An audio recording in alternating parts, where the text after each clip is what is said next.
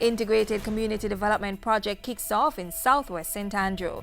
A call to restore monument and fishing village in Greenwich Town.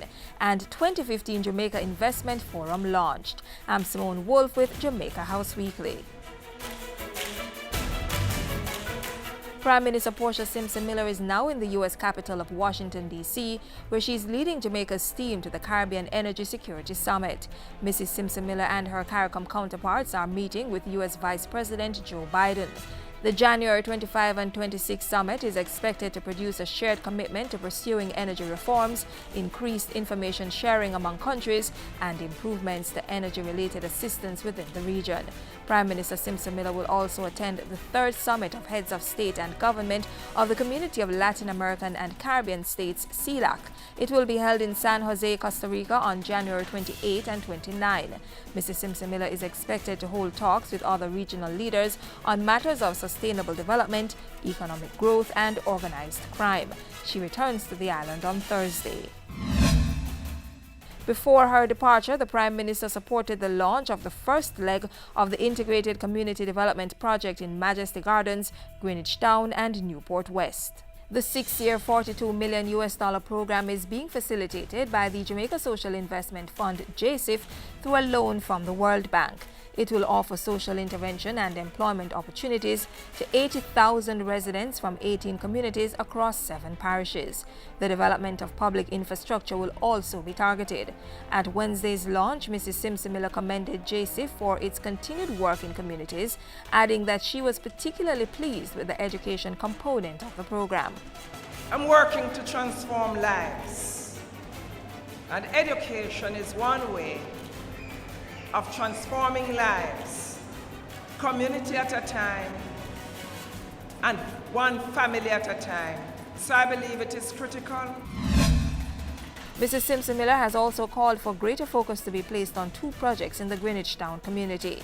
The Prime Minister called on the Jamaica Social Investment Fund and Tourism Ministry to pursue the restoration of a monument to victims of a 1907 earthquake, which she says has been forgotten. The monument, located at Little 8th Street, is a burial site for 500 unidentified victims of the quake. We need to honor those who perished in that earthquake. Mrs. Simpson Miller said attention also needed to be paid to the restoration of the Greenwich Town fishing village. Industry, Investment and Commerce Minister Anthony Hilton represented the Prime Minister at last Thursday's launch of the second Jamaica Investment Forum, expressing high hopes for the event. My expectations are that the next forum, scheduled to take place in less than 8 weeks, will accomplish even greater levels of foreign direct investments to Jamaica. 150 local and international investors are expected to attend the March 10 to 12 forum, which will be held at the Montego Bay Convention Center in St. James. Prime Minister Portia Simpson Miller and her Foreign Affairs Minister journeyed to the Millsboro residence of the Cuban ambassador last Thursday. She was there to celebrate Cuba National Day, commemorating the January 1, 1959 Fidel Castro-led revolution. Foreign Affairs and Foreign Trade Minister Senator A.J. Nicholson used the occasion to laud the government and people of Cuba on the strides they've made since the revolution. Cuba has shown the world that, despite decades of continued economic and financial hindrances, much can be accomplished by effectively utilizing one's limited resources. And over the decades, Cuba has applied its resources productively towards economic growth and social development, especially through the development of advanced medicines and excellent medical treatment. The Prime Minister also took some time to receive guests to Jamaica House this past week.